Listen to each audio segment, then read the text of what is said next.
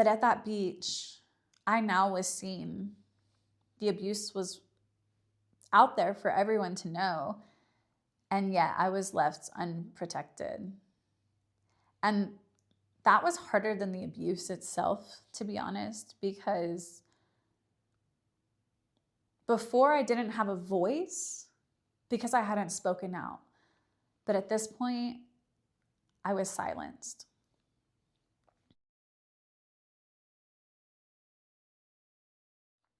Hello, everybody. I, as promised, am going to tell my story this month, the month of April for Child Abuse Awareness Month. And I am asking for a little bit of grace throughout this process because I've realized that there's a lot of programming that I have not combated. And those voices have been loud in my head. So that's all right. We love a good challenge. Challenge accepted. The voices that I'm really working to undo are telling me to sit down, be quiet, don't tell your story, and act like nothing happened. However, we're not doing that anymore. So I am working on telling my story in a way that is digestible and a way that you guys can follow because it's so intricate and dynamic that we're in this journey together, because I want to be able to paint a picture for you guys so that you can understand the layers as they come and unravel. The picture I painted for you in the beach scene that I have shared is the perfect family. And that's really what we were, to be honest, or seen as anyway. The perfect family who went on beach vacations every summer, grilled out, cooked, had a pool in the backyard where everybody showed up to, including my youth group. We would go and have these wonderful weekends with dancing and laughter and tiki torches and delicious, yummy food. And that's what was happening on the outside. It was beautiful. And that was my reality.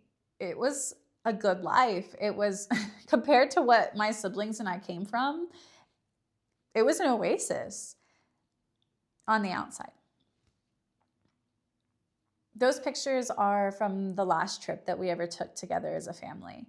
And I remember that trip very, very, very vividly because it was different than the rest.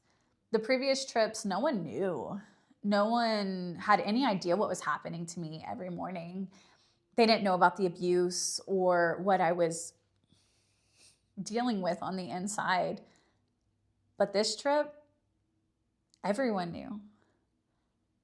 He had admitted to doing it, and yet we all played a part like nothing had happened. Like, we sit down, we mind our own, we keep the picture together, even though it was shattered. My ex-mom said we were going to put the pieces back together like a puzzle as a family.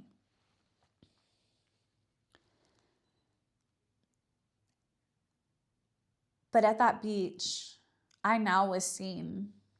The abuse was out there for everyone to know, and yet I was left unprotected.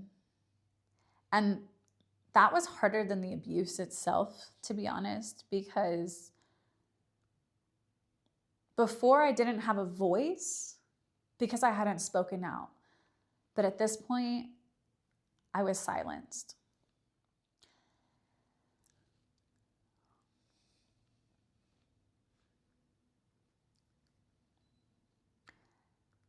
That beach trip, I've got a lot of good memories from that beach trip. I remember we all buried each other in the sand. I remember putting like boobs on my boyfriend at the time, who would come and, as he was like buried in the sand. That was fun. And I remember the pool at the hotel where we would all go after the beach, because we go from the beach water to the pool water, and play games and laugh and have so much fun. And it was fun. And I'd spent most of my life at this point being present without being present. And I didn't necessarily understand what that meant at the time or how I was disconnecting or surviving through that moment. But I now know that in those moments, whenever I was able to be happy and joyous, yet dying on the inside, when your mind is panicking and your body has to be present somewhere, your body will stay and your mind will find somewhere to go. And that's really what was happening with me. I called it disconnection or whatever, but now I know there's actual psychology term for that, and it's called disassociation. And about 2 years ago, I was diagnosed with dissociative identity disorder, or DID, and about 90% of DID patients experience some form of child abuse or neglect. And so it's actually a very prominent thing, and I had no idea it existed. I knew what I was feeling. I could explain how it felt to be there, but not really there. And now that I understand what that is and am working to combat it and honestly be present in life and enjoy life for all that it is, it's been an uphill battle. And as I look back and reflect on times like that last beach trip, I realized that my story is important in a way that I want to be able to help others who experienced similar circumstances in life. But also, as I experienced that trauma, and now that I'm on the other side of it and I'm learning about myself, about these coping mechanisms that I developed, I really also want to help educate and talk more about things like DID, things like psychosis and mania and bipolar disorder and borderline personality disorder, and all of these things that I have learned about myself and also educated on how to combat them.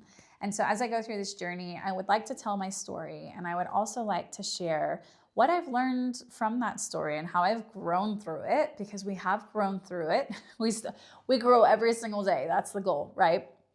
But I'm working on articulating and curating the story in a way that is digestible, makes sense, and is more impactful, as impactful as it can be. So I hope that you follow along on this journey, because it's going to be a long one and it's going to be a ride. This was a big part of my life, a big part of my story, and I'm finally ready to tell it.